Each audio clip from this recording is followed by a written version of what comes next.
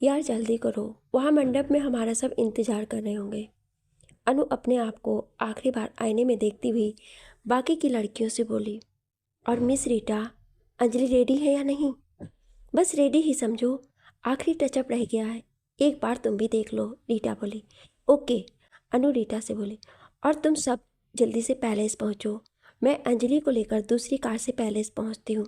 अरे सीमा, बस कर, और कितना पुतवाएगी मुँह को? अनु सब लड़कियों के साथ सीमा से बोली, जो केयर टेकर से मुंह पर कुछ करवा रही थी। हाँ बस निकल रहे हैं हम। सीमा के साथ बाकी लड़कियां अपने लहंगे प्लाजो संभालती बाहर निकल गईं और अनु दूसरे कमरे में चली गई जहां अंजलि को तैयार किया जा रहा था। वाओ, सो प्रीटी, कितनी प्यारी लग रही है तू। अंजलि को तो देखती रह गई। क्या सच में मैं अच्छी लग रही हूँ? अंजलि अपना दुपट्टा सही करते हुए बोली। सो गॉर्जियस यार, ये गोल्डन कलर तुम पर बड़ा प्यारा लग रहा है। संजय तो आज गया, वो तो तुम्हें देखते ही बेहोश हो जाएगा। अनु ने बेहोश होने की एक्टिंग की। चल हट पगली, जब देखो तब नौटंकी करती रहती है। अंजलि ने अनु की कमर पर हल्के से मारा। बाय द वे, संजय की कॉल पे कॉल आ रही थी। बंदा तुम्हें देखने के लिए मरा जा रहा होगा, तो तुम वीडियो कॉल करके अपना यह नशीला रूप दिखा दो। अरे नहीं यार, संजय बता रहा था कि वो लोग बारात लेकर निकल चुके हैं और मुझसे पूछ रहा था कि मैं पार्लर से निकली कि नहीं। ओह नो, तो फिर हमें जल्दी से पैलेस पहुंचना चाहिए, अंकल भी हमारा इंतज़ार कर रहे होंगे। अनु की सारी मस्खरी निकल गई। फिर वो दोनों जल्दी जल्दी कार तक पहुंची जहां ड्राइवर उनका इंतज़ार कर रहा था। उधर एशियाड पैलेस में विक्रम चौधरी मेहमानों के स्वागत में लगे हुए थे। आज उनकी इकलौती बेटी अंजलि की शादी उनके बिजनेस पार्टनर के बेटे संजय से हो रही थी। मेहमानों का आना जाना लगा हुआ था और विक्रम चौधरी बारात के आने का इंतज़ार कर रहे थे, जो बस थोड़ी देर में पहुंचने ही वाली थी। ड्राइवर, कार स्पीड थोड़ी तेज़ कर लो, नहीं तो जिस रफ्तार से तुम कार चला रहे हो तो हम वक्त पर एशियाड पैलेस नहीं पहुंच पाएंगे। अनु बड़े प्यार से जताकर बोली। जी मैडम जी। बेचारा ड्राइवर खिसिया गया और उसने कार की स्पीड और बढ़ा दी।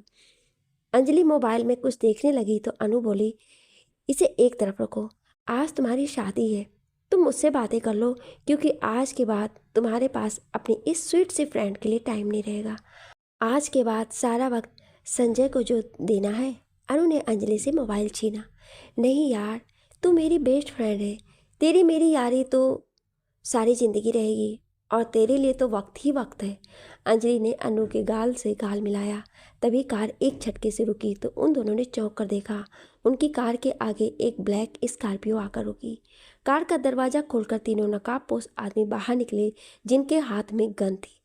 वो एक सुनसान सड़क थी, इक्का दुक्का गाड़ियां आ जा रही थी, कुछ रिहाइश भी नहीं थी। सड़क के दोनों तरफ झाड़ियां ही झाड़ियां थी।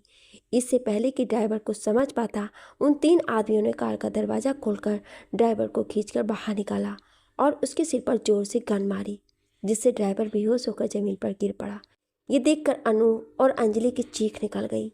फिर दो आदमियों ने गन पॉइंट पर अनु और अंजलि को बाहर आने को कहा। वो दोनों डर से कांपती हुई कार से बाहर निकली।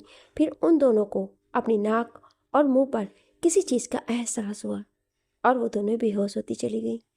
इस लड़की को यहीं इसी कार में रहने दो और इस दुल्हन को स्कॉर्पियो में डालो और ले चलो, एक नकाबपोश बोला। अंजलि को कार में डालकर वो नकाबपोश आदमी कार को भगा ले गए। ये सब इतनी जल्दी हुआ कि आती जाती गाड़ियों ने भी कुछ नोट नहीं किया। कार अपनी पूरी रफ्तार से भाग रही थी कि तभी एक नकाबपोश ने फ़ोन कान से लगाया और बोला, काम हो गया। गुड।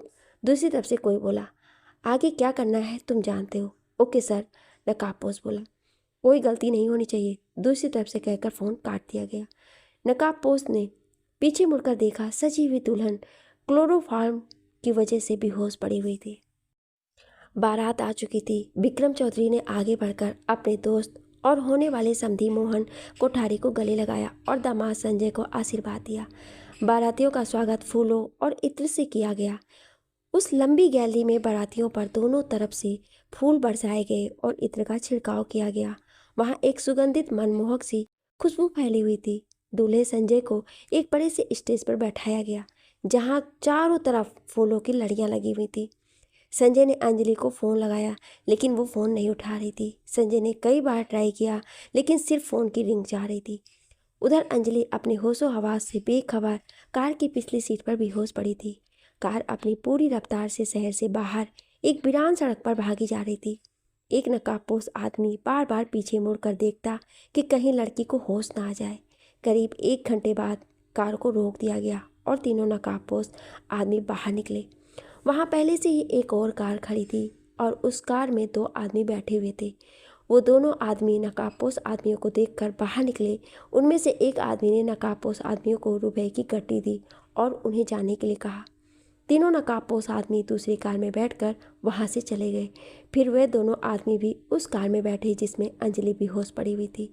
जिस आदमी ने नकाबपोश आदमियों को रुपए दिए थे उसने पीछे की सीट पर अंजलि को देखते हुए कार स्टार्ट की और अपने बराबर में बैठे हुए दूसरे आदमी से बोला, जो पीछे अंजलि को ही देख रहा था, अब आगे का सारा काम तुम्हारा है। मैं बस यहाँ तक ही तुम्हारी मदद कर सकता था साहिल। तुम बेफिक्र रहो मत, अब मैं सब संभाल लूँगा। एक बार फिर सोच लो साहिल, क्या तुम सही कर रहे हो? अमर ने साहिल को समझाया। मैं जो कर रहा हूँ सही कर रहा हूँ। साहिल ने गुस्से में सजी सवरी अंजलि को देखा। उसकी आंखें गुस्से की वजह से लाल हो रही थी। इस दिन का मुझे कब से इंतज़ार था। अभी तो ये शुरुआत है, आगे आगे देखो मैं क्या करता हूँ। जो भी करो संभाल कर करना, क्योंकि ये मामला आगे जाकर तूल पकड़ सकता है। हाँ। अमर ने कार रोकी और बोला, साहिल मैं यहीं उतर जाता हूँ। अमर कार से बाहर आ गया और स्टीयरिंग साहिल ने संभाल लिया और अमर से बोला, मुझे वहाँ की पल पल की खबर करते रहना। अब तक तो वहाँ भूचाल आ गया होगा। अगर कोई ज़रूरी काम हो तो ही मुझसे मिलने आना। तुम्हें पता है मैं कहाँ मिलूँगा। ओके। फिर साहिल कार भगा ले गया और अमर दूर जाती कार को देखता रहा। साहिल ने कार जंगल की तरफ जाने वाली सड़क पर डाल दी। उसने एक नज़र बेहोश पड़ी अंजलि पर डाली और एक जहरीली हंसी के साथ बोला, वक्त पलट कर जरूर आता है। फिर उसने कार की स्पीड तेज़ कर दी। अनु को ऐसा लगा जैसे बारिश हो रही है। उसने आंखें खोली तो कोई उसके चेहरे पर पानी की छींटें मार रहा था। उठिए अनु मैडम। अनु को होश में आते देख ड्राइवर बोला। अनु होश में आई तो वो उठने लगी, लेकिन अचानक से उसको अपना सिर बड़ा भारी भारी लगा तो वो अपने सिर को पकड़कर बैठ गई। मैडम आप ठीक है ना? ड्राइवर के बोलने पर अनु को रात में होने वाली घटना की सारी बातें धीरे धीरे याद आने लगी। अंजलि कहाँ है? अनु खड़ी हो गई और इधर उधर अंजलि को देखने लगी। अंजलि मैडम तो यहाँ पर नहीं है। जब मुझे होश आया तो आप बेहोश पड़ी हुई थी। कहाँ गई अंजलि? अंजलि, अनु चीखने लगी। यहाँ पर कोई नहीं है, ये तो सुनसान सड़क है। ड्राइवर बोला तो अनु रोने लगी और अंजलि को याद करने लगी। सुबह का सूरज निकल चुका था, पूरी रात बीत गई थी। आज तो अंजलि की शादी थी, लेकिन अंजलि कहाँ है? तुम कहाँ हो अंजलि? अंजलि, अनु बोलने के साथ साथ रोती भी जा रही थी। अनु मैडम अब हमें चलना चाहिए। पता नहीं वहाँ पर बड़े साहब का क्या हाल हो रहा होगा, वहाँ के क्या हालात होंगे। चलो। लेकिन तुम्हारे सिर से खून बह रहा है। अनु ने अपने आंसू साफ किए और ड्राइवर के सिर से बहते हुए खून को देखा। कोई बात नहीं मैडम, वैसे भी ये खून सूख चुका है। आप जल्दी कार में बैठें, हमें चलना चाहिए। वो दोनों कार में बैठने लगे तो तभी उन्हें मोबाइल की रिंग सुनाई दी। ये तो अंजलि की मोबाइल की रिंग है। मोबाइल कहाँ से बज रहा है, ढूंढो। अनु और ड्राइवर मोबाइल को इधर उधर ढूंढने लगे। मैडम जी, आवाज़ तो कार में से आ रही है। मोबाइल बजना बंद हो चुका था। वो दोनों अंजलि का मोबाइल ढूंढने में लग गए और थोड़ी देर बाद में उन्हें मोबाइल मिल गया। अनु ने मोबाइल चेक किया तो उसमें अंकल और संजय की बहुत सी मिस्ड कॉल आई हुई थी। अनु ड्राइवर के साथ घर के लिए रवाना हो गई। घर पर सब बेहद परेशान थे। अनु ने घर पहुंचते ही रात की आप बीती सुनाई। विक्रम चौधरी अपना सिर पकड़कर बैठ गए।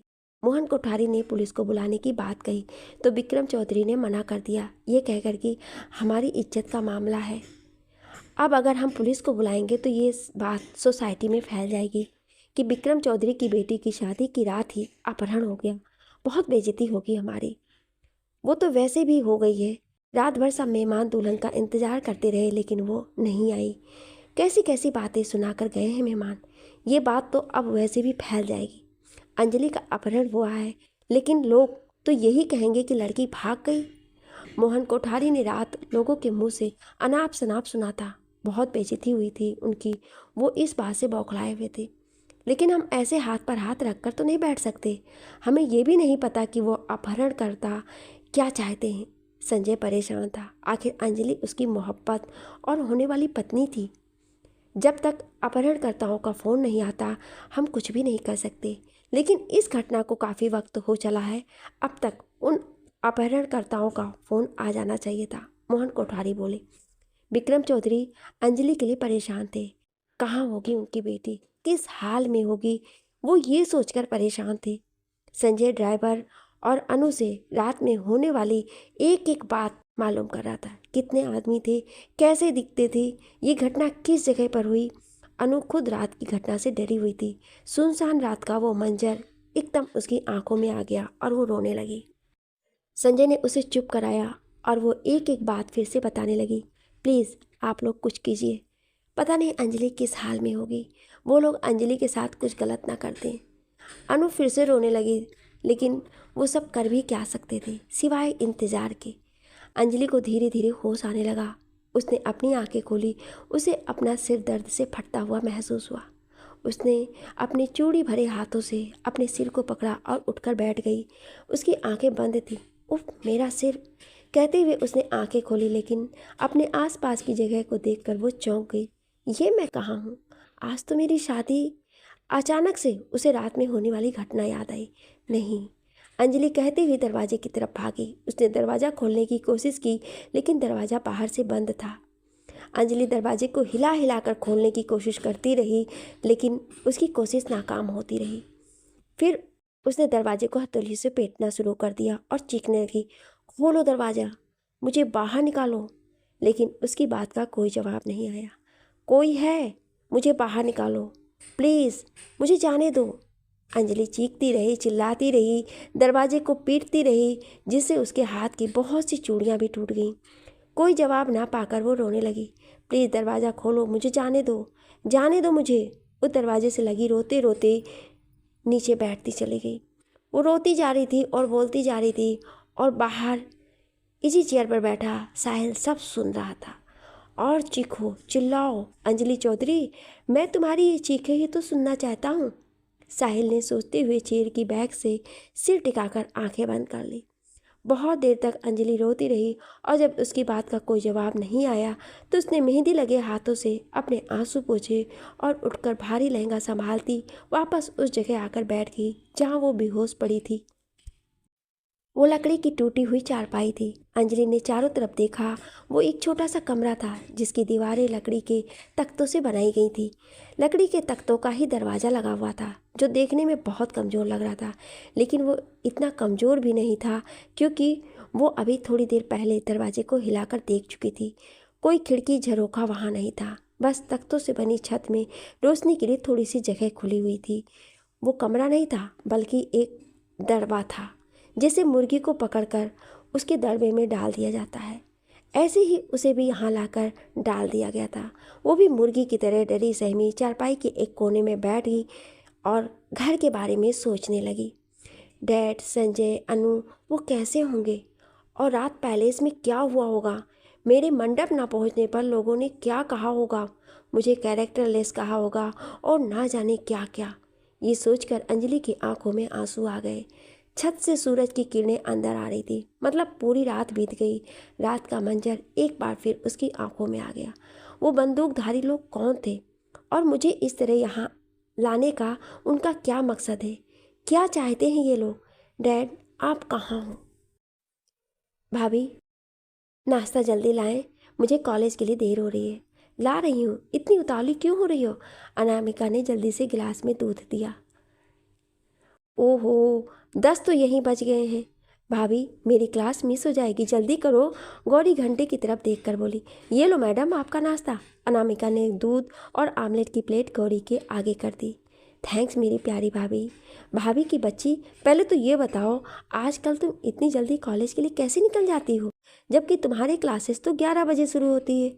आमलेट खाती गौरी का हाथ रुक गया। बस ऐसे ही भाभी, वो फाइनल है तो पढ़ाई भी ज़्यादा करनी है। बुआ, फिर तो आप अपनी क्लास में फर्स्ट आ जाओगी। अरे मेरे लड्डू, अपनी खोपड़ी में इतना दिमाग कहाँ कि हम फर्स्ट आ जाएं। बस अच्छे नंबरों से पास हो जाए, यही गनीमत है, गौरी ने अपने 6 साल के भतीजे से कहा, जिसे वो प्यार से लड्डू बुलाती थी। अच्छा भाभी, अब मैं निकलती हूँ। गौरी जल्दी से अनामिका से गले मिलके और लड्डू को प्यार करके बैग कंधे पर डालकर बाहर निकल गई। साहिल ने आंखें खोली और चेयर पर ऐसे ही लेटे लेटे झूलने लगा। वो कुछ सोच रहा था, फिर उसने एकदम चेयर को रोका और खड़ा हो गया। साइड में मेज़ पर रखी मिट्टी की छोटी सी सुराही से पानी लेकर साहिल ने पिया और वापस अपनी जगह पर आकर बैठ गया और फिर से आंखें बंद कर ली। अंजलि अपनी जगह पर बैठे बैठे सोचों में गुम थी कि बाहर किसी के आहट की आवाज़ से वो खड़ी हो गई और दरवाजे की तरफ बढ़ी। दरवाज़ा खोलो, कोई है, दरवाज़ा खोलो। साहिल ने आंखें खोली। कोई है, मुझे बाहर निकालो, दरवाज़ा खोलो। अंजलि दरवाजे से लगी बोल रही थी, कोई है, प्लीज़ मुझे बाहर निकालो, भगवान के लिए दरवाज़ा खोलो। साहिल ने सुनकर आंखें बंद कर ली और आराम से बैठ गया। अपनी बात का कोई जवाब ना पाकर अंजलि फिर से अपनी जगह पर जाकर बैठ गई और संजय के बारे में सोचने लगी। वो दोनों एक दूसरे से कितनी मोहब्बत करते हैं। उसे याद आया कल पार्लर आने से पहले संजय ने उसे मैसेज किया था कि अंजलि, जब तुम तैयार हो जाओ तो अपना दुल्हन का रूप सबसे पहले मुझे दिखाना, मैं वीडियो कॉल करूँगा। और अंजलि ने रिप्लाई में मना कर दिया था, ये कहते हुए कि जब मैं मंडप में आऊँगी मुझे तब देखना, आमने सामने। अंजलि सोचने लगी, ओ संजय, तुम कहाँ हो। गौरी गुनगुनाती हुई लाइब्रेरी की तरफ जा ही रही थी कि किसी ने उसके मुंह पर हाथ रखकर जोर से खींचा और उसे अपनी बाहों में घसीटते हुए एक खाली क्लासरूम में ले गया। गौरी छटपटाती रही, लेकिन वो देख नहीं सकी कि उसे किसने जकड़ रखा है। गौरी ने किसी तरह से अपने आप को छुड़ाया और बोली, क्या बदतमीजी है ये। जाने मन, इसे प्यार कहते हैं, बदतमीजी नहीं। विकी बोला, तुम्हारी बदतमीजी रोज बरोज बढ़ती जा रही है विकी। गौरी गुस्से में बोली, क्या स्वीट हार्ट, प्यार को बदतमीजी ना कहो। गौरी, जो गुस्से में थी, एकदम मुस्कुरा दी। क्या विकी, तुमने तो मुझे डरा ही दिया था। मायला, प्यार करते हैं तुमसे, इतना तो बनता है। विकी ने गौरी को बाहों में ले लिया और गौरी भी विकी के गले लग गई। वो दोनों वहीं खाली क्लासरूम में बैठकर बातें करने लगे। आज भाभी मुझसे पूछ रही थी कि इतनी जल्दी कॉलेज क्यों जाती हो, वो फिर तुमने क्या कहा। विकी ने गौरी के हाथों को चूमा। क्या कहती, पढ़ाई का बहाना करना पड़ा।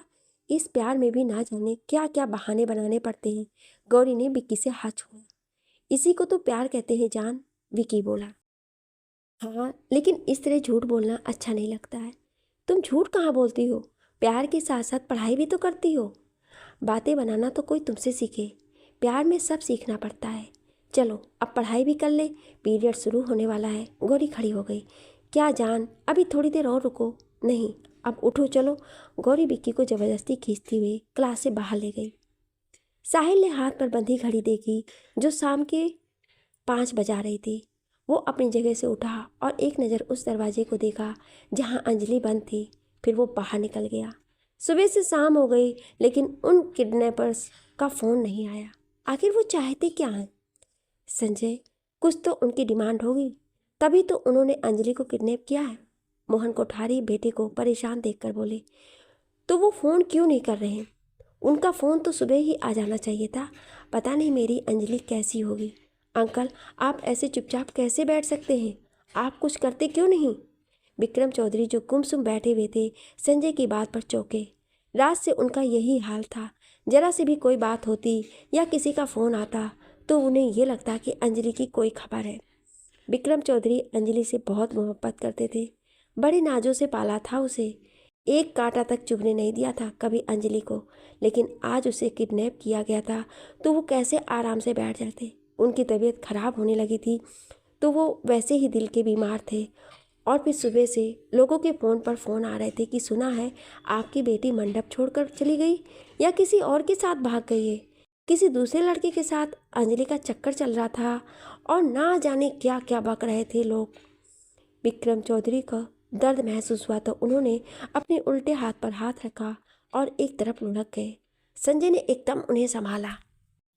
संजय को याद करते करते अंजलि की आंख लग गई थी, लेकिन खड़क की आवाज़ पर वो उठ बैठी। शायद कोई दरवाज़ा खोल रहा था।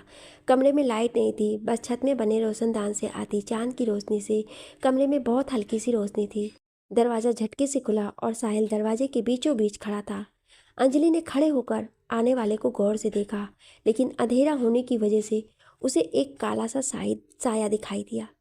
साहिल ने जेब से मोबाइल निकालकर टॉर्च जलाई और अंजलि की तरफ की। तेज रोशनी आंखों में चुभी तो अंजलि ने आंखों के सामने हाथ कर लिया। फिर साहिल ने मेज पर टार्च की और उसके पास आते हुए उस पर एक पैकेट रख दिया। तभी अंजलि बोली, कौन हो तुम? क्या चाहते हो मुझसे? और मुझे इस तरह यहाँ लाने का मकसद क्या है तुम्हारा? साहिल ने कोई जवाब नहीं दिया, बस वो मेज के ऊपर कुछ ढूंढने लगा। अंजलि को बड़ा गुस्सा आया और उसने साहिल के सामने आते हुए अपना सवाल दोहराया। साहिल अब भी कुछ नहीं बोला, बस मेज से माचिस उठाकर वहाँ रखा तेल का लैंप जलाने लगा। अपनी बात का जवाब ना मिलने पर अंजलि ने साहिल का गिरेबान पकड़कर फिर पूछा, लेकिन इस बार साहिल ने अंजलि को कंधों से पकड़कर चारपाई पर धक्का दिया, जिससे अंजलि मुंह के बल चारपाई पर जाकर गिरी। साहिल ने लैंप जलाया और मुड़कर अंजलि को देखकर बोला, खाना रखा है, खा लेना। साहिल को जाते देख अंजलि एकदम उठी और लहंगे को संभालते हुए साहिल के सामने जाकर खड़ी हो गई। क्या चाहते हो तुम? मुझे यहाँ बंद करके क्यों रखा है? ना चाहते हुए अंजलि की आवाज़ भर आ गई। साहिल अंजलि की खूबसूरत चेहरे को देखने लगा, जिस पर लगा मेकअप रोने की वजह से फैल गया था। साहिल कुछ नहीं बोला, बस अंजलि को एक तरफ धक्का देकर बाहर निकल गया और दरवाजे को बाहर से बंद कर दिया और अंजलि चीखती रह गई। डॉक्टर ने विक्रम चौधरी को चेक किया और बताया कि इन्हें सदमा लगा है, लेकिन घबराने की कोई बात नहीं है, हल्का सा दर्द था। विक्रम चौधरी बेड पर लेटे हुए थे। मोहन कोठारी और संजय बेड के इर्द गिर्द खड़े डॉक्टर से बात कर रहे थे। इन्हें दवाइयाँ वक्त पर देते रहिएगा और इनका ख्याल रखिएगा। फैमिली डॉक्टर होने के नाते मैं कह रहा हूँ, कल जो भी हुआ उससे काफ़ी स्ट्रेस पड़ा है इन पर। इनके सामने कोई ऐसी बात मत कीजिएगा जो इनके लिए घातक हो। मैं चलता हूँ, लेकिन ये नर्स यहीं रहेंगी मिस्टर चौधरी की देखभाल के लिए। ओके डॉक्टर, आइए मैं आपको बाहर तक छोड़ देता हूँ, संजय बोला। अंजलि को भूख लगी थी। कल से उसने कुछ नहीं खाया था, बस पार्लर जाने से पहले एक गिलास जूस पिया था। उसे बड़ी शिद्दत से भूख का एहसास हो रहा था। उसने मेज पर रखे खाने के पैकेट को देखा नहीं। नहीं खाऊंगी मैं ये खाना, वो अपने आप से बोली। रात का अंधेरा धीरे धीरे बढ़ रहा था। बाहर से बड़ी अजीब सी आवाज़ें आ रही थी। यहीं कमरे में कहीं आसपास झिंगुर बोल रहे थे, तो बाहर से कुत्तों के भौंकने की आवाज़ आ रही थी। अंजलि को डर लगने लगा। उसने कमरे में इधर उधर देखा। उस छोटे से खाली कमरे में उसे डर लगने लगा। वहाँ रोशनी भी ज़्यादा नहीं थी, लैंप हल्की रोशनी दे रहा था। बाहर कहीं बिल्लियों के लड़ने की आवाज़ आई तो अंजलि और सिमट कर बैठ गई। बिल्लियाँ लड़ने के साथ साथ गुर्रा भी रही थीं। उनकी गुर्राने की आवाज़ बड़ी भयानक सुनाई दे रही थी। अंजलि अपने घुटनों में सिर देकर, उसे संजय की बात याद आ गई।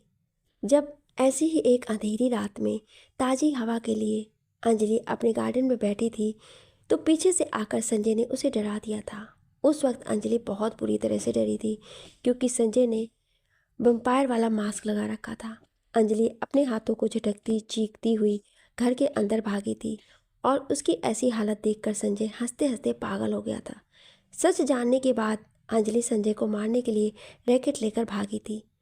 तब संजय ने कहा था, यार तुम तो बहुत डरपोक निकली, तुम्हारा तो बिल्कुल चिड़िया का सा दिल है, डरपोक कहीं की। अंजलि सब याद करके रो पड़ी। तुम्हारी पढ़ाई कैसी चल रही है? एकदम झक्कास चल रही है दादा, गौरी ने मोबाइल चेक करते हुए कहा, जिसमें विकी की 3 मिस्ड कॉल आई हुई थी। तो अब तुम्हारा एमए फाइनल हो जाएगा, फिर आगे क्या सोचा है? ईशांत ने कार को कॉलेज जाने वाली सड़क पर मोड़ते हुए कहा। सुबह गौरी कॉलेज के लिए निकल रही थी तो ईशांत ने ऑफिस जाते वक्त उसे कॉलेज छोड़ने की ऑफ़र की और गौरी ने अपने बड़े भाई की बात मान ली। गौरी अपने भाई को दादा कहकर बुलाती थी। दोनों भाई बहन एक दूसरे पर जान छिड़कते थे। माँ बाप के मरने के बाद दोनों ही एक दूसरे का सहारा थे। अभी सोचा नहीं है दादा, लेकिन मैंने सोचा है कि तुम्हारी शादी कर दूँ किसी अच्छे लड़के से। ईशांत मुस्कुराया। दादा दादा अभी मुझे मेरे पेपर तो देने दीजिए। तो मैं कौन सा अभी कर रहा हूँ, मैं तो पेपर के बाद की बात कर रहा हूँ। आपको छोड़कर मैं कभी नहीं जाऊँगी। गौरी गुस्सा हो गई। मेरी प्यारी बहना, ससुराल तो एक दिन हर लड़की को जाना होता है, लेकिन मैं नहीं जाऊँगी। बल्कि जिस लड़के से आप मेरी शादी करेंगे ना, तो उसे विदा करा के हम अपने घर ले आएंगे, फिर हम साथ में रहेंगे। गौरी की बात पर ईशांत ने कहा लगाया, ये अच्छी कही तुमने, लेकिन ऐसे लड़के मिलने ज़रा मुश्किल है। ये सुनकर गौरी भी हंसने लगी। साहिल ने पेपर कप में चाय की और एक बिस्किट का पैकेट लेकर दरवाज़ा खोला। दरवाज़ा खोलते ही उसकी नज़र अंजलि पर पड़ी, जो चारपाई पर आड़ी तिरछी पड़ी हुई थी। उसका दुपट्टा चारपाई के एक कोने पर पड़ा हुआ था। साहिल ने गौर से अंजलि को देखा। रोने की वजह से अंजलि की आंखों का मेकअप फैला हुआ था। गाल पर आंसू के निशान जम गए थे। बाल भी बेतरतीब हो रहे थे। बालों में लगा फूलों का गजरा सूख चुका था। तुम्हें जितने सुकून से सोना है सो जाओ अंजलि चौधरी, क्योंकि आगे तुम्हारा चैन वो सुकून छीनने वाला है। साहिल सोचते हुए मेज की तरफ बढ़ गया। 8 पर अंजलि की आंख खुल गई। रात डरते डरते पता नहीं किस पहर उसकी आंख लग गई थी। वो साहिल को देखकर उठ बैठी। साहिल ने मेज पर चाय और बिस्किट का पैकेट रखा और खाने के पैकेट को जैसे का तैसा रखे देख अंजलि की तरफ मुड़कर देखा, जो उसे ही देख रही थी। तुमने रात खाना नहीं खाया? नहीं खाना मुझे तुम्हारा खाना, अंजलि गुस्से से बोली। साहिल अंजलि की तरफ घूम गया और बोला, ये चाय रखी है, पी लेना। वो कहता हुआ बाहर जाने लगा तो अंजलि बोल पड़ी, प्लीज़ मुझे जाने दो। ये सुनकर साहिल रुक गया। साहिल को रुकते देख अंजलि उसके सामने आकर फिर बोली, मैंने तुम्हारा क्या बिगाड़ा है जो तुमने मुझे कैद कर रखा है? जाने दो मुझे। चाय के बाद खाना खा लेना, क्योंकि अभी तुम्हें यहाँ बहुत कुछ बर्दाश्त करना है और बर्दाश्त करने के लिए जिस्म को ताकत चाहिए, जो खाने से मिलेगी। ये कहकर साहिल जाने के लिए फिर आगे बढ़ा तो अंजलि ने उसका रास्ता रोक लिया और ज़ोर से बोली, मुझे यहाँ कैद करने का क्या मकसद है तुम्हारा? इंतकाम चाहता हूँ मैं। अंजलि के बार बार पूछने पर साहिल चीखा, विक्की, आज दादा ने मुझसे मेरी शादी की बात की है। अच्छा, फिर तुमने क्या कहा? विक्की बोला, मैंने पेपरों का बहाना बना दिया। जब से ईशांत ने गौरी से शादी की बात की थी वो परेशान थी। सही किया तुमने, विक्की बर्गर खाते हुए आराम से बोला। विक्की को इस तरह रिलैक्स देखकर गौरी बोली, ये बात सुनकर तुम आराम से बैठे हो? तुम कुछ करते क्यों नहीं? जब वक्त आएगा तो कर लेंगे कुछ ना कुछ, और वैसे भी तुम्हारे दादा आज ही तुम्हारी शादी थोड़ी करा रहे हैं। तुम ऐसे ही बोलते रहना और एक दिन मेरे लिए कोई और बारात ले आएगा। गौरी नाराज़गी से बोली। विक्की को एहसास हुआ तो वो बोला, अच्छा ऐसे नाराज़ मत हो, देखता हूँ मैं कुछ। विक्की के कहने पर गौरी खुश हो गई। ये इंसान मुझसे किस बात का बदला लेना चाहता है? मैं तो इसे जानती भी नहीं। कौन है ये? किस इंतकाम की बात कर रहा था ये? अंजलि सोच रही थी, मैं तो इस इंसान से पहली बार मिल रही हूँ। ये मुझसे किस बात का इंतकाम लेना चाहता है? सोचते सोचते अंजलि का सिर दुखने लगा, लेकिन उसे कोई सिरा नज़र नहीं आया। अंजलि को बहुत भूख लग रही थी। उसने मेज की तरफ देखा। भूख की वजह से उसका पेट दुखने लगा। भूख क्या होती है आज एहसास हो रहा है। उसने सोचा। उसे बेचैनी भी बहुत हो रही थी। अपने गहनों से और लहंगों से उसने अपने सारे जेवर उतार कर एक तरफ रख दिए। हाथों से चूड़ियाँ उतारी, बालों से सूखा हुआ गजरा निकाला और बालों को अच्छे से समेट कर ऊंचा सा जूड़ा के रूप में लपेट लिया। अब वो अच्छा फील कर रही थी, लेकिन भारी लहंगे की वजह से वो अब भी परेशान थी। अंजलि ने एक बार फिर खाने के पैकेट को देखा। हालात चाहे कुछ भी हो, उनका सामना करना चाहिए। मैं भी हारूंगी नहीं, बल्कि हर सिचुएशन का सामना करूंगी, और उसके लिए मुझे हिम्मत चाहिए, और हिम्मत के लिए जिस्म मजबूत हो, और ये मजबूती तो खाने से आएगी। अंजलि सोचते हुए मेज तक गई और खाने के पैकेट को उठाने के लिए हाथ बढ़ाते बढ़ाते रुक गई, लेकिन फिर पैकेट को उठाकर खोलकर उसमें रखी आलू की सब्जी और कचौड़ी खाने लगी। खाते खाते उसकी भूख और बढ़ गई तो उसके हाथ और तेज चलने लगे। सब कुछ खत्म करने के बाद उसने मेज पर रखी सुराही से पानी लेकर पिया। उसे अपने जिस्म से कुछ ताकत सी महसूस हुई, वरना खाली पेट तो वो निढाल हो गई थी। हे भगवान, तूने भूख भी क्या चीज़ बनाई है। ये इंसान से वो काम करा देती है जो वो करना नहीं चाहता। अंजलि ने ऊपर देखकर सोचा, अब तो मुझे इतनी हिम्मत और दे कि मैं यहाँ से निकल सकूं। सुबह से तुम कहाँ थे संजय? कितनी कॉल की मैंने, लेकिन तुमने फ़ोन भी नहीं उठाया। डैड, मैंने कुछ लोगों को हायर किया है अंजलि का पता लगाने के लिए। आज 2 दिन हो गए हैं, लेकिन अंजलि की अभी तक कोई खबर नहीं। तो मैंने सोचा मैं ही कुछ करता हूँ, संजय बोला। और अगर तुम्हारे आदमी भी अंजलि का पता ना लगा सके तो? मेरे आदमी कुछ ना कुछ तो पता लगा ही लेंगे, क्योंकि जहर को जहर मारता है और लोहे को लोहा काटता है। तुम कहना क्या चाहते हो? मतलब क्या है तुम्हारा? मोहन कोठारी की समझ में नहीं आया। डैड, हमें सिर्फ इतना पता है कि 3 लोगों ने अंजलि को किडनैप किया और उनके चेहरे भी छुपे हुए थे, और जिस सफाई से ये काम किया गया है वो ज़रूर पेशेवर किडनैपर्स होंगे। तो मैंने भी ये काम इस शहर और आसपास के शहर के किडनैपर्स को ही सौंपा है। अब किडनैपर्स ही किडनैपर्स का पता लगाएंगे, और एक बार ये पता चल जाए कि किडनैपर कौन है तो फिर अंजलि का भी पता चल जाएगा। ठीक है, शायद ऐसे ही अंजलि का पता चल जाए। मोहन कोठारी ने बेटे के कंधे पर हाथ रखा। तुम मुझसे किस बात का बदला लेना चाहते हो? मैं तो तुम्हें जानती भी नहीं, अंजलि बोली। ये कपड़े पहनो और ये शादी का जोड़ा मुझे दो। साहिल ने अंजलि की बात का जवाब न देकर अंजलि को एक पैकेट थमाया। मैं तुमसे ये पूछ रही हूँ कि आखिर मैंने तुम्हारा क्या बिगाड़ा है जो तुमने मुझे यहाँ कैद कर रखा है? तुमने मुझे मेरी शादी के दिन अगवा किया, मेरी ज़िंदगी बर्बाद कर दी तुमने। क्यों किया तुमने ऐसा? साहिल कुछ नहीं बोला, बस वो खड़ा अंजलि को देख ही रहा था। उसके चेहरे के एक्सप्रेशन से ऐसा लग रहा था जैसे उसे बहुत गुस्सा आ रहा हो। तुम ऐसे चुप क्यों खड़े हो? जवाब दो मेरी बात का। मैं तुम्हारे फालतू सवालों के जवाब देने के लिए यहाँ नहीं खड़ा। मुझे तुम्हारे ये कपड़े चाहिए जो तुमने पहने हैं। जब तुम मेरी बात का जवाब नहीं देना चाहते तो मैं तुम्हारी बात क्यों मानूं? अंजलि ने सोच लिया था कि वो इस इंसान के सामने कमज़ोर नहीं पड़ेगी। तुम्हें क्या लगता है मिस अंजलि चौधरी, अगर तुम मुझे अपने कपड़े नहीं दोगी तो मैं चुपचाप यहाँ से चला जाऊँगा? नहीं, कभी नहीं। बात तो तुम्हें मेरी माननी पड़ेगी। अब तुम मेरी बात कैसे मानती हो ये तुम्हें सोचना है। अंजलि को कुछ समझ में नहीं आया कि वो क्या बोल रहा है। अब अपने कपड़े तुम मुझे खुद दोगी या फिर मैं काम करूं? साहिल की बात सुनकर अंजलि की सारी हेकड़ी निकल गई, क्योंकि साहिल उसकी तरफ बढ़ रहा था। वहीं रुक जाओ, अंजलि बोली, आगे मत बढ़ना। मैं अपने मकसद को पूरा करने के लिए कुछ भी कर सकता हूँ। साहिल की आंखें गुस्से से लाल हो रही थी। साहिल ने अंजलि की तरफ हाथ बढ़ाया तो अंजलि एकदम चीखी। साहिल इस वक्त बहसी बन चुका था। रुक जाओ, मैं देती हूँ। अंजलि डर से पसीने पसीने हो गई। जल्दी करो, मेरे पास वक्त नहीं है। साहिल ने पैकेट अंजलि की तरफ फेंका और बाहर निकल गया। अंजलि चारपाई पर बैठकर लंबे लंबे सांस लेने लगी। हेलो अमर, एक काम है, फौरन मुझसे आकर मिलो। साहिल ने फ़ोन करके अमर को बुलाया। साहिल के फ़ोन की बैटरी ख़त्म हो चुकी थी, इसलिए वो फ़ोन को चार्ज करने के लिए ढाबे पर आया था। इसी ढाबे से वो अपने और अंजलि के लिए खाना ले जाता था, और उसी ढाबे पर उसने अमर को आने को कहा था। पेपर शुरू हो चुके थे। गौरी दिल लगाकर पढ़ाई कर रही थी। इसी बीच विक्की और गौरी बराबर मिलते थे। दोनों एक दूसरे को देखे बिना रह जो नहीं पाते थे।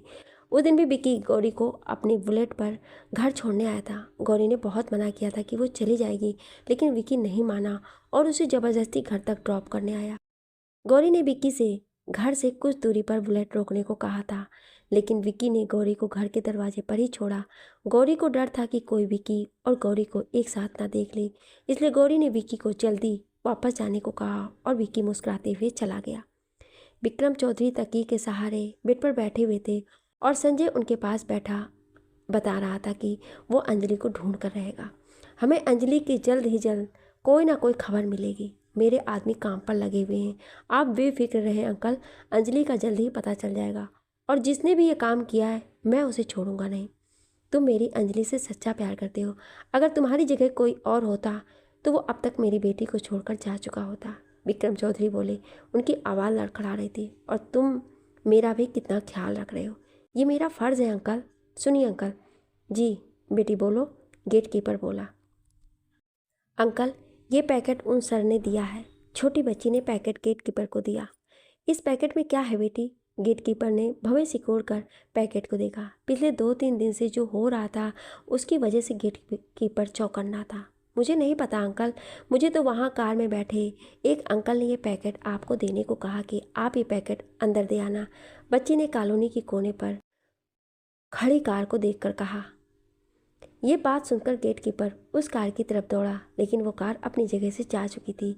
गेटकीपर ने कार को जाते हुए देखा तो वो वापस अपनी जगह आया और कुछ सोचते हुए उस बच्ची से वो पैकेट ले लिया।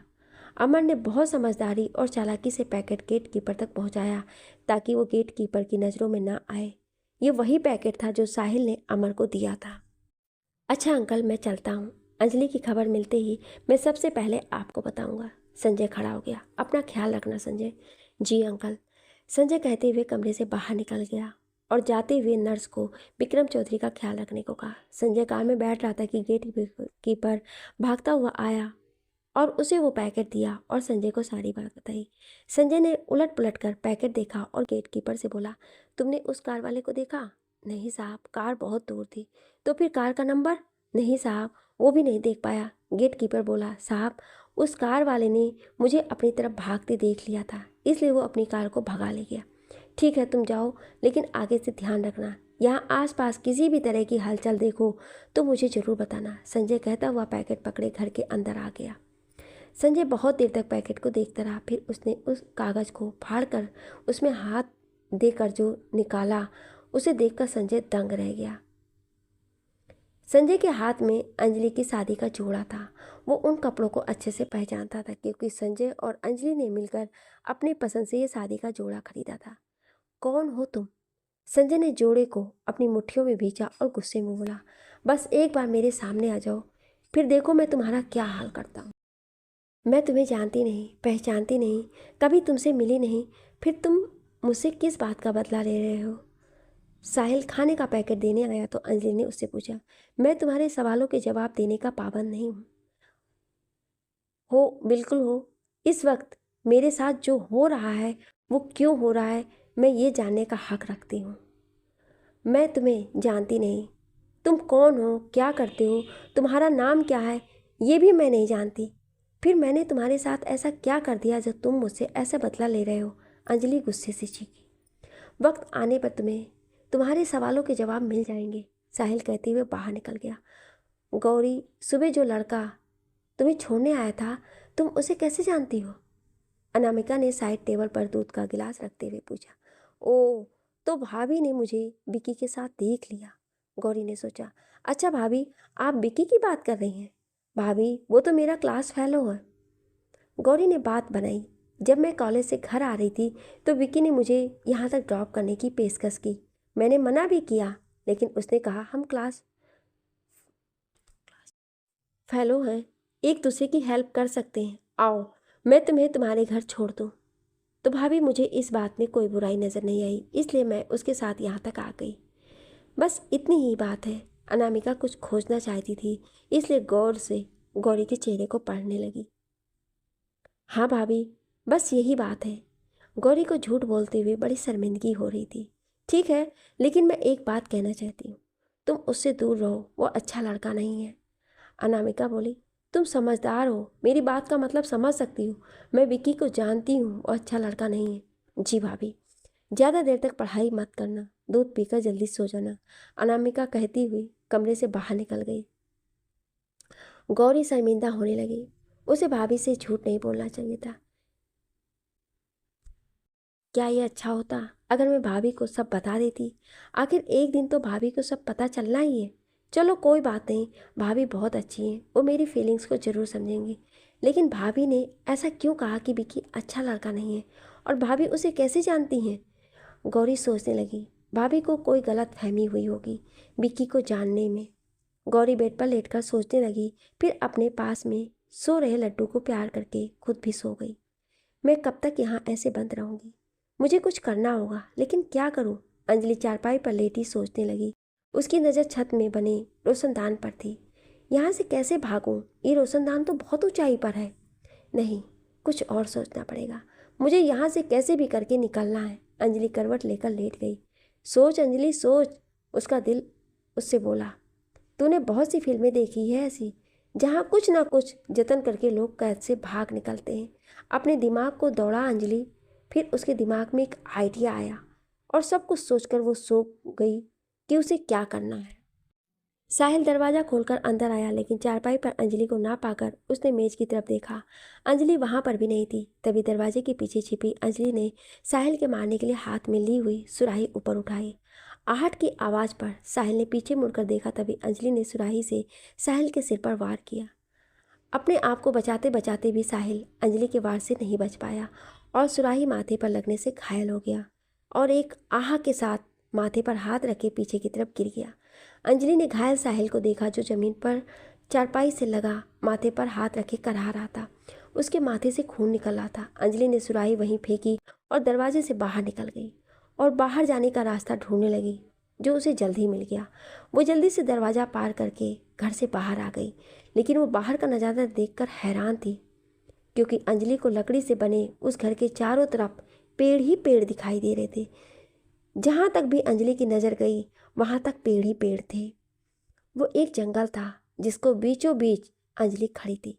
अंजलि की समझ में नहीं आया कि वो किस तरफ जाए, लेकिन तभी उसने साइड में बहते पानी की तरफ देखा और वो उसी पानी के समीप भागने लगी।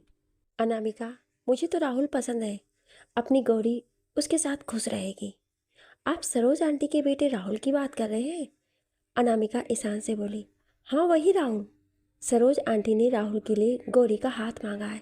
ये तो बहुत अच्छी बात है। अब तो राहुल भी जॉब से लग गया है और फिर हम सरोज आंटी की फैमिली को अच्छे से जानते भी हैं। तुम गौरी से बात करके देखो, देखो वो क्या कहती है राहुल के बारे में। ईशांत बोला। मैं सोच रही थी कि पहले गौरी अपने एग्ज़ाम से फ्री हो जाए, फिर मैं उससे इस बारे में बात करूं, क्योंकि वो एग्ज़ाम के बाद राहुल के बारे में आराम से सोच पाएगी। ये भी सही है। ठीक है, तो तुम अपने तरीके से गौरी से बात कर लेना। ये काम गोमजी और उसके दो साथियों का है।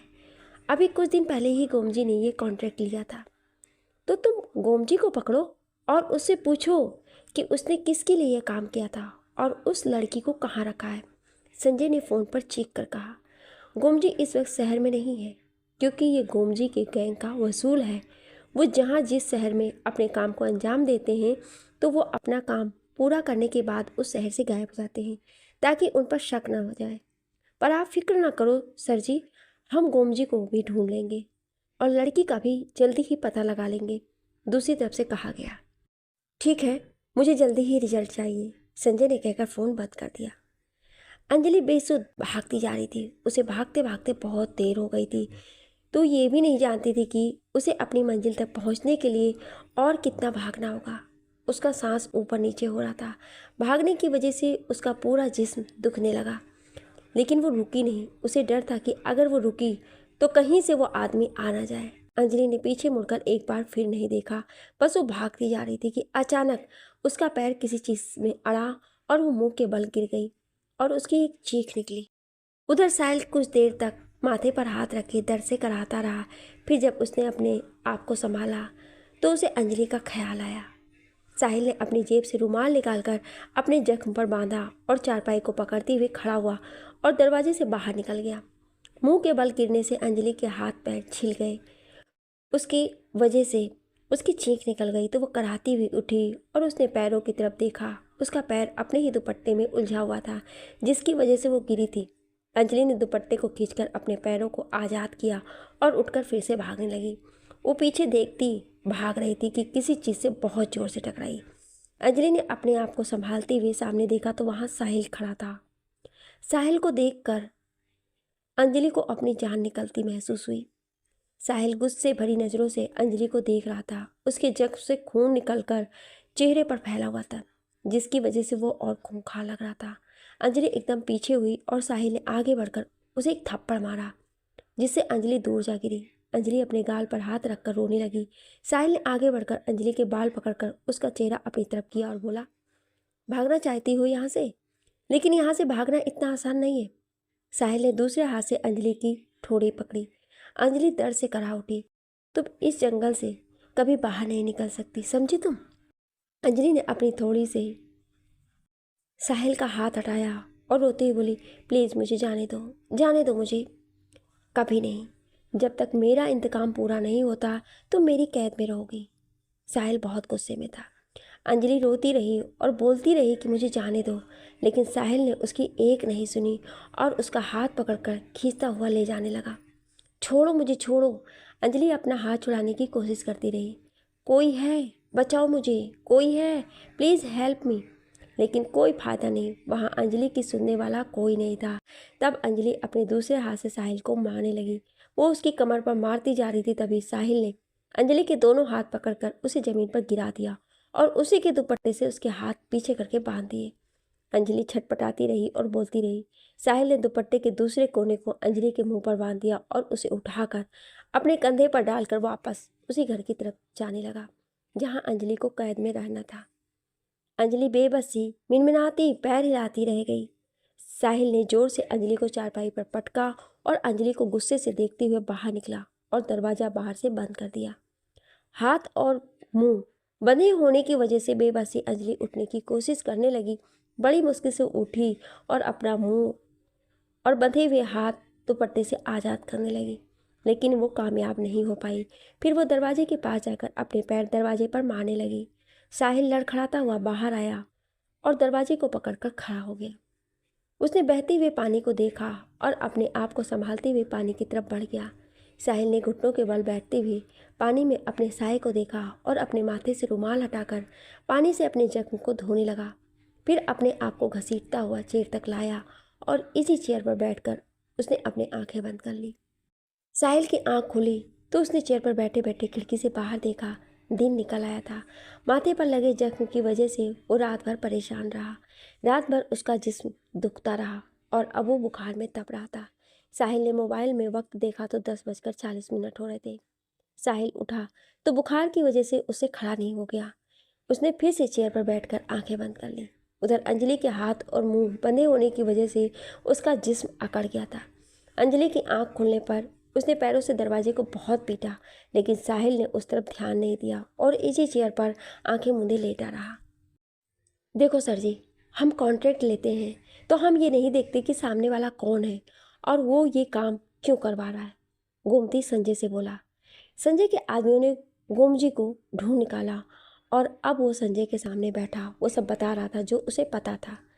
कुछ तो जानते होंगे तुम उसके बारे में जिसने तुमसे ये काम करवाया, संजय बोला। ज़्यादा तो नहीं जानता, बस इतना पता है कि वो 2 आदमी थे और जिसने मुझे रुपए दिए थे उसका मैंने सिर्फ चेहरा देखा था, उसका नाम क्या है ये मैं नहीं जानता। गोमजी बोला, मैं सिर्फ इतना ही जानता हूँ सर जी, इससे ज़्यादा मैं कुछ नहीं जानता। साहिल ने दरवाज़ा खोला। अंजलि बेसुध पड़ी थी, उसके हाथ पीछे की तरफ बंधे थे। वो औंधे मुंह पड़ी चारपाई पर सो रही थी। साहिल ने आगे बढ़कर अंजलि के हाथ और मुंह पर बंधा दुपट्टा खोला और बाहर आकर दरवाज़ा बंद कर दिया। साहिल ने कुछ सोचते हुए अमर को फ़ोन किया। 1 घंटे बाद अमर साहिल के सामने सामान के साथ मौजूद था। तुम्हें ये चोट कैसे लगी? अमर ने साहिल की ड्रेसिंग करते हुए पूछा। बस यार, रात अंधेरा होने की वजह से पैर फिसल गया था, लेकिन मुझे तो लग रहा है जैसे किसी ने कोई भारी चीज़ तुम्हारे सिर पर दे मारी है। यार आराम से कर, साहिल बोला। देख यार, ये सब मत कर, अब बस कर, अमर बैंडेज करते हुए बोला। तेरे कहने का मतलब है मैं सब कुछ भूल जाऊं? साहिल को गुस्सा आ गया। रिलैक्स यार, मेरे कहने का मतलब है इतना सबक बहुत है, अब ये सब यहीं रोक दे। अमर ने साहिल के कंधे पर हाथ रखा। बाकी का काम समाज खुद कर देगा। ये जो समाज के ठेकेदार है ना, ये अच्छे अच्छे लोगों को जीने नहीं देते। बात करने की आवाज़ पर अंजलि की आंख खुल गई और वो उठ बैठी। उसने देखा उसके हाथ और मुंह खुले हुए थे। वो दरवाजे से लगी बाहर की बातें सुनने लगी। उसे बातें साफ सुनाई दे रही थी। ठीक है, अब तुम निकल यहाँ से, साहिल बोला।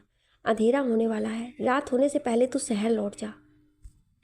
ठीक है, लेकिन मेरी बात पर गौर करना, अमर कहता हुआ बाहर निकल गया। गौरी आज आखिरी पेपर देकर लौटी थी और वो बहुत खुश थी। अनामिका ने गौरी को खुश देखकर उससे राहुल की बात कर डाली, लेकिन गौरी ने अनामिका को अपने और विकी के बारे में बताया तो अनामिका गुस्से में बोली, उस दिन मेरे पूछने पर तो तुमने कुछ और ही बताया था।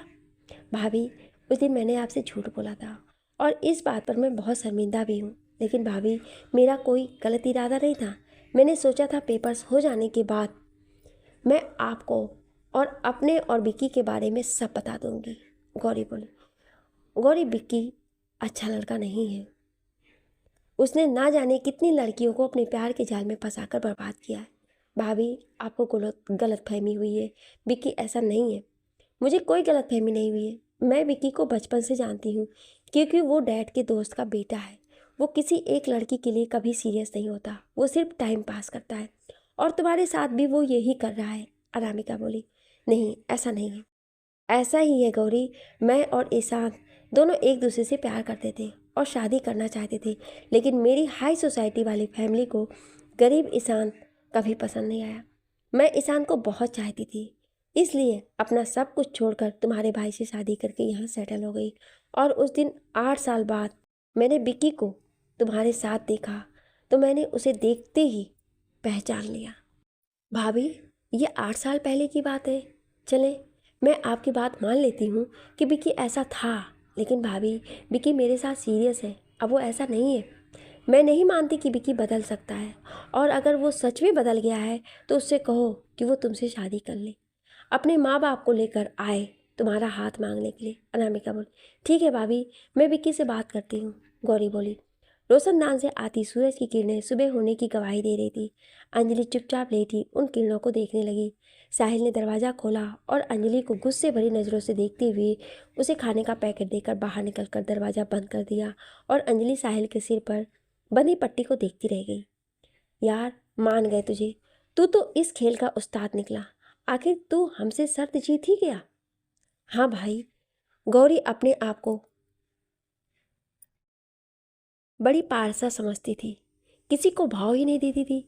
विक्की और उसके यार दोस्त बैठे बातें कर रहे थे, लेकिन विक्की ने गौरी पर अपने प्यार का ऐसा जादू किया कि बेचारी घायल हुए बिना ना रह सकी।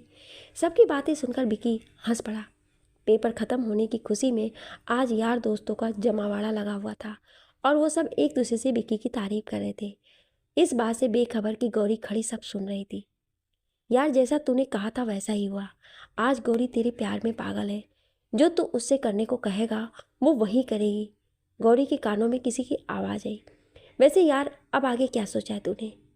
कहीं गौरी तेरे गले ही ना पड़ जाए। कोई दूसरा बोला, तभी उनमें से एक ही की नज़र गौरी पर पड़ी तो उसने विक्की से कहा। विक्की ने मुड़कर गौरी को देखा, जो उसे ही देख रही थी। विक्की गौरी को देखकर हैरान था, और गौरी अपने आंसू पोंछती हुई वहाँ से भागती चली गई। गौरी, गौरी, मेरी बात तो सुनो। विक्की गौरी के पीछे भागा। गौरी भागती जा रही थी। विक्की ने उसका हाथ पकड़कर खींचा। छोड़ो मुझे, गौरी चीखी। मेरी बात सुनो गौरी। अब कुछ सुनने को बाकी नहीं रहा मिस्टर विक्की। गौरी अपना हाथ छुड़ाकर जाने लगी। मेरी बात तो सुनो गौरी, जो तुमने सुना वो पूरा सच नहीं है। विक्की ने गौरी को कंधों से पकड़ा। मुझे तुम्हारी कोई बात नहीं सुननी। गौरी ने अपने आप को छुड़ाया। तुमने मेरे साथ प्यार का खेल खेला, मेरी फीलिंग्स का फ़ायदा उठाया।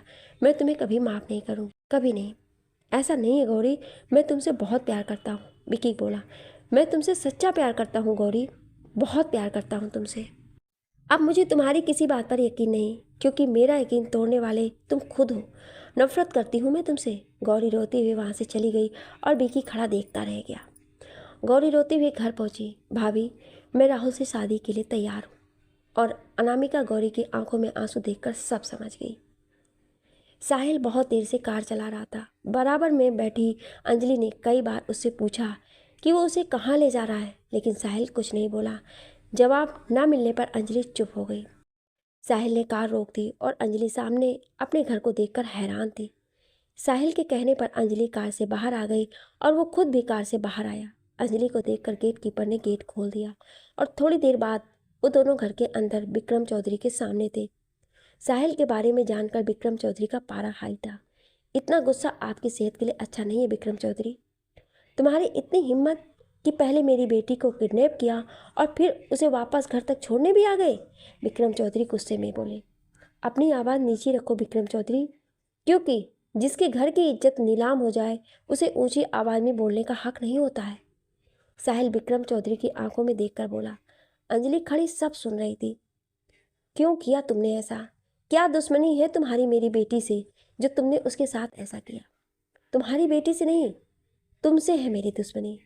तुमसे बदला लेने के लिए मैंने ये सब किया। साहिल बोला। कैसा बदला? विक्रम चौधरी बोले। यही तो अंजलि भी जानना चाहती थी। साहिल बहुत देर तक विक्रम चौधरी को देखे गया, और फिर बोला। गौरी वर्मा को तो तुम जानते ही हो ना? विक्रम चौधरी उर्फ विक्की। गौरी? तुम गौरी को कैसे जानते हो? विक्रम चौधरी की आवाज़ लड़खड़ाई। मैं उसी गौरी वर्मा का भतीजा हूँ जिसकी मौत के जिम्मेदार तुम हो। विक्रम चौधरी के साथ साथ अंजलि भी चौंकी। विक्रम चौधरी, आज मैंने तुम्हारी बेटी के साथ वही किया जो आज से 22 साल पहले तुमने मेरी बुआ के साथ किया था। आज समाज के सामने तुम किसी को मुंह दिखाने के काबिल नहीं रहे, क्योंकि मैंने तुम्हारी इज्जत को अपने पैरों तले रौंद दिया है, जैसे 22 साल पहले तुमने हमारी इज्जत को रौंदा था। मैंने अपनी आंखों से अपनी बुआ की लाश देखी थी। मैं चाहता तो तुम्हारी बेटी को मारकर उसकी लाश तुम्हें भिजवा सकता था, लेकिन ये बहुत छोटी सज़ा होती तुम्हारे लिए। अब समाज, तुम्हारी सोसाइटी तुमसे और तुम्हारी बेटी से उल्टे सीधे सवाल करेगा, ताने देगा तुम्हें, तुम्हारी बेटी पर कीचड़ उछालेगा। उससे जो तुम्हारी बेटी को दर्द होगा तो वो दर्द ही तुम्हारी सजा होगी। अपनी बेटी की आंखों में आंसू देखकर तुम भी रोओगे, साहिल बोला। विक्रम चौधरी बोलना चाहते थे लेकिन उनकी आवाज़ ही नहीं निकल रही थी। अब बैठकर अपने और अपनी बेटी के आंसू पोंछो, क्योंकि अब जिंदगी भर तुम्हें यही काम करना है, साहिल कहता हुआ घर से बाहर निकलता चला गया। सब कुछ जानकर विक्रम चौधरी सोफे पर गिर गए। अंजलि जल्दी से विक्रम चौधरी के पास आई। डैड, आप ठीक है ना? अंजलि की बात सुनकर विक्रम चौधरी ने हाँ में सिर हिला दिया। डैड, क्या यह सच है कि आपकी वजह से किसी की जान गई है? गौरी वर्मा की मौत के जिम्मेदार क्या आप हैं? नहीं, गौरी की मौत का जिम्मेदार मैं नहीं हूँ। मैं तो उससे बहुत प्यार करता था, बहुत प्यार। मैं सोचता था कि प्यार कुछ नहीं होता है। लड़कियों के साथ टाइम स्पेंड करना अब मेरी आदत बन चुकी थी। हर लड़की मेरे साथ दोस्ती करना चाहती थी। तब मेरे दोस्तों ने गौरी के बारे में बताया कि वो थोड़ी अलग टाइप की लड़की है, वो तुम्हारे झांसे में नहीं आने वाली। मुझे अपने आप पर बहुत घमंड था कि कोई लड़की मुझे ना नहीं कर सकती है, और बस इसी बात को लेकर हम दोस्तों में शर्त लग गई। मैंने धीरे धीरे गौरी से दोस्ती बढ़ाई और एक दिन अपने प्लान के मुताबिक उससे अपने प्यार का इजहार भी कर दिया। वक्त के साथ साथ गौरी की मोहब्बत मेरे लिए और बढ़ती जा रही थी, लेकिन एक दिन गौरी के सामने ये शर्त वाली बात खुल गई और वो मुझसे सारे रिश्ते तोड़कर चली गई। और उस वक्त मुझे पता चला कि गौरी के साथ प्यार का नाटक करते करते सच में प्यार करने लगा था। मेरी सच्चाई जानने के बाद गौरी मेरी शक्ल भी देखना नहीं चाहती थी और मैं उससे बार बार मिलने की कोशिश करता, ये बताने के लिए कि मैं हकीकत में उससे बहुत प्यार करता हूँ। और एक दिन यही बताने के लिए मैं गौरी के घर गया, लेकिन गौरी ने मुझसे मिलने से इनकार कर दिया। ये बात मुझे गौरी की भाभी ने बताई। गौरी की भाभी को देखकर मैं चौंक गया, लेकिन वो मेरे अंकल की बेटी थी। मैंने अनामिका दी से कहा कि एक बार मुझे गौरी से मिलने दे, लेकिन दी ने कहा कि वो तुमसे नहीं मिलना चाहती थी। दी ने यह भी कहा कि गौरी की शादी हो रही है तो तुम उसे परेशान ना करो। गौरी की शादी का सुनकर मैं बेचैन हो गया था। बस एक बार मैं उससे मिलना चाहता था और एक दिन मुझे ये मौका मिल गया। मैं तुमसे सच में बहुत प्यार करता हूँ गौरी, मेरी बात का यकीन करो, मुझे तुम्हारी कोई बात नहीं सुननी। गौरी आगे बढ़ने लगी। अनामिका शॉपिंग के लिए दूसरी दुकान में चली गई थी और गौरी रिस्ट वॉच देखने लगी। तभी पीछे से विक्की आ गया था। तुम्हारी मोहब्बत ने मुझे बहुत बदल डाला है गौरी, अब मैं पहले वाला विक्की नहीं रहा। विक्की गौरी को रोकते हुए बोला, मुझे इस बात से कोई फ़र्क नहीं पड़ता कि तुम पहले क्या थे और अब क्या हो, और छोड़ो मेरा रास्ता। मेरी बात समझने की कोशिश करो गौरी। बस विक्की, मुझे मेंटली टॉर्चर मत करो। बड़ी मुश्किल से मैंने अपने आप को संभाला है। मेरी लाइफ से चले जाओ, मुझे चैन से जीने दो। गौरी रोती हुई बोली और वहाँ से चली गई। गौरी गौरी। विक्की, अब तो तुमने सब सुन लिया ना। गौरी अपनी ज़िंदगी की नई शुरुआत करने जा रही है तो तुम उसका पीछा करना छोड़ दो। अब उससे मिलने की कभी कोशिश मत करना, अनामिका दी मुझसे बोली। गौरी की शादी से 2 दिन पहले मैंने गौरी को आखिरी बार फ़ोन किया। फ़ोन पर मेरी आवाज़ सुनकर गौरी फ़ोन काटना चाहती थी, लेकिन मैंने उससे कहा कि आखिरी बार मुझसे बात कर लो, आज के बाद मैं फिर कभी तुम्हें परेशान नहीं करूँगा। और गौरी मान गई। मैंने गौरी से वही सारी बातें दोहराई और कहा कि तुम्हारी मासूमियत और भोलेपन ने मुझे बदल डाला गौरी। मैं सोचता था कि ये प्यार मोहब्बत कुछ नहीं होती है, लेकिन तुमसे मिलने के बाद मुझे एहसास हुआ कि प्यार क्या होता है। गौरी, मैं तुमसे बहुत प्यार करता हूँ और हमेशा करता रहूँगा। गौरी ने मेरी बात सुनकर कहा, विक्की, अब इन बातों का कोई फ़ायदा नहीं है। बेहतर होगा अब तुम अपनी लाइफ के बारे में सोचो और आगे से किसी की फीलिंग्स का फ़ायदा मत उठाना। उस दिन आखिरी बार मेरी गौरी से बात हुई थी और उसी शाम में गेस्ट हाउस से घर के लिए रवाना हो गया था। गौरी की शादी के 2 दिन बाद गौरी के कत्ल के जुर्म में पुलिस मुझे अरेस्ट करने आई। मैं हैरान था गौरी के कत्ल का सुनकर। अनामिका दी का कहना था कि जिस रात गौरी की शादी थी, गौरी उस रात विक्की से मिलने गई थी, अनामिका से ये कहकर कि वो बारात आने से पहले वापस आ जाएगी। लेकिन गौरी सुबह तक वापस नहीं आई तो बस उसकी मौत की खबर कि हाईवे पर एक दुल्हन की लाश मिली है जिसका बहुत बुरी तरह से एक्सीडेंट हुआ था। मुझ पर यह केस चला कि मैंने गौरी का कत्ल किया है, लेकिन जल्द ही केस का फैसला मेरे हक में आया, क्योंकि सबूतों से ये साबित हुआ कि जिस वक्त गौरी का कत्ल हुआ मैं उस शहर में था ही नहीं। मैं तो आज़ाद हो गया, लेकिन गौरी बदनाम हो गई। गौरी के बारे में लोगों ने बातें बनानी शुरू कर दी थी। अरे खुदकुशी की है गौरी ने। शादी की रात ना जाने कौन से आशिक से मिलने गई थी, और जब दुनिया को मुंह दिखाने के काबिल नहीं रही तो लेट गई किसी ट्रक के सामने जाकर। ये समाज, ये लोग इसी तरह की उल्टी सीधी बातें बना रहे थे गौरी के बारे में। कुछ दिन बाद मैं नामिका दी से मिलने गया तो उन्होंने मेरे मुंह पर थप्पड़ मारा और बोली, गौरी की मौत की जिम्मेदार तुम हो, सिर्फ तुम। मैंने दी को बहुत समझाया कि मैंने कुछ नहीं किया, लेकिन दी ये नहीं मानती रही कि गौरी को मैंने मारा है, उसे खुदकुशी के लिए मैंने उकसाया है। उस दिन के बाद से मैं अक्सर ये सोचता था कि गौरी अपनी शादी की रात मुझसे मिलने क्यों आई थी, और फिर उसने खुदकुशी क्यों की। विक्रम अंजलि को सारी बात बताकर खामोश हो गए। अंजलि सारी बात सुनकर रोने लगी। बेटी, मैं तुम्हारी कसम खाकर कहता हूँ, गौरी की मौत का जिम्मेदार मैं नहीं हूँ। मुझे आपकी बात पर यकीन है डैड। अंजलि अपने आंसू साफ करते हुए बोली, देखो विक्रम, ये संजय की जिंदगी है, मैं इसमें कोई इंटरफेयर नहीं करना चाहता। जब वो अंजलि से शादी करना चाहता था तो मैंने उसकी बात मान ली, और अब वो अंजलि से शादी नहीं करना चाहता तो अब भी मैंने उसे बात मान ली। तुम उसे समझाओ कि वो अंजलि के साथ ऐसा ना करे। आखिर संजय और अंजलि एक दूसरे से प्यार करते हैं। पिछले दिनों जो कुछ अंजलि के साथ हुआ उससे हमारी बहुत बेइज्जती हो गई है विक्रम। मोहन कोठारी अपनी जगह से उठ खड़ा हुआ। अगर संजय अंजलि से शादी करता है तो वो किस किस को जवाब देगा। आखिर को संजय सोसाइटी में बड़े बड़े लोगों के बीच उठता बैठता है, इसलिए अब तुम इस शादी को भूल ही जाओ। ऐसा मत कहो मोहन, मेरी बेटी का क्या होगा। अब कुछ नहीं हो सकता विक्रम, और हाँ, बहुत जल्दी पेपर तुम्हारे पास पहुंच जाएंगे, तुम उन पर साइन कर देना। मोहन कोठारी बोला, कहाँ थे तुम इतने दिनों से? बताया तो था आपको कि एक डील की वजह से कुछ दिनों के लिए शहर से बाहर जा रहा हूँ। साहिल न्यूज़ देखने में मस्त था। ये रिमोट मुझे दो। अनामिका ने साहिल के हाथ से रिमोट लिया। मॉम? क्या मॉम, इतने दिनों बाद आए हो और आते ही रिमोट लेकर बैठ गए? कुछ देर अपनी माँ के पास बैठकर भी बातें कर लिया करो। ओ मेरी प्यारी मॉम, ये लीजिए, अब बोलिए। साहिल अपने दोनों पैर मोड़कर सोफे पर बैठ गया। साहिल, मैं तुम्हारे लिए बहुत परेशान रहती हूँ। अनामिका साहिल के सिर पर बंधी पट्टी को देखकर बोली, मॉम मैं ठीक हूँ, आप मेरे लिए परेशान ना हो। ये तो बस एक छोटा सा एक्सीडेंट हो गया था।